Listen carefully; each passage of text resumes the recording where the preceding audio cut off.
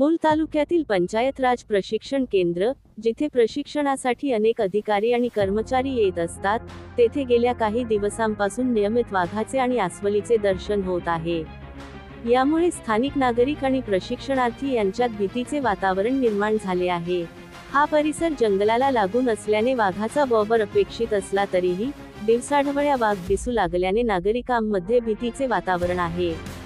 आम्ही रोज इथून जातो, पण आता रात्रीचं तर सोडाच, दिवसा सुद्धा बाहेर पडायला भीती वाटते, असे मूळ येथील स्थानिक नागरिकांमध्ये बोलले जात आहे। या घटनेमुळे मूळ शहर आणि परिसरातील नागरिकांमध्ये भीतीचे वातावरण पसरले आहे। प्रशासनाने लवकरात लवकर योग्य पावले उचलून नागरिकांना दिलासा द्यावा, अशी सर्वांची मागणी आहे।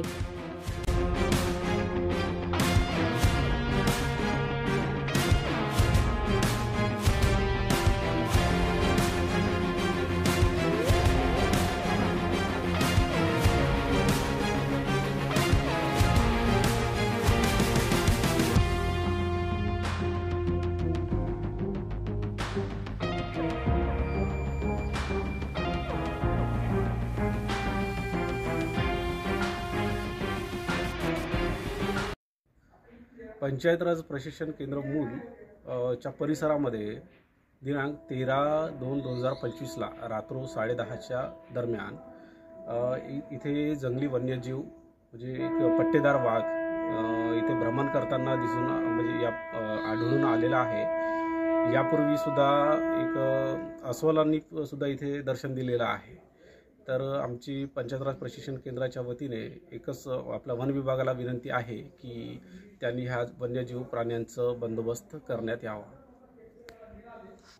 नमस्कार, मी सोमाजी भसारकर, पंचायत राज प्रशिक्षण केंद्रामध्ये मी व्याख्याता म्हणून सातत्याने काम करतो आहे। पंचायत राज केंद्रामध्ये सातत्यानं जे प्रशिक्षणाचे कार्यक्रम होतात आणि या ठिकाणी ते निवासी कार्यक्रम होतात, त्यामुळे जे प्रशिक्षणार्थून जिल्ह्याभरातून चंद्रपूर आणि गडचिरोली जिल्ह्यातील दोन्ही जिल्ह्यातून जे प्रशिक्षणार्थी हजर असतात, रात्र बेरात्र या ठिकाणी मागील 1-1.5 महिन्यापासून सातत्यानं पट्टेदार वाघ आणि अस्वलांचं या ठिकाणी अस्तित्व कॅमेऱ्यामध्ये आपल्याला कैद होताना दिसतो आहे।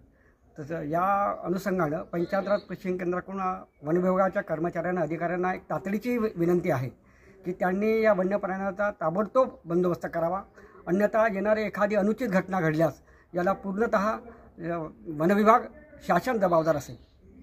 धन्यवाद।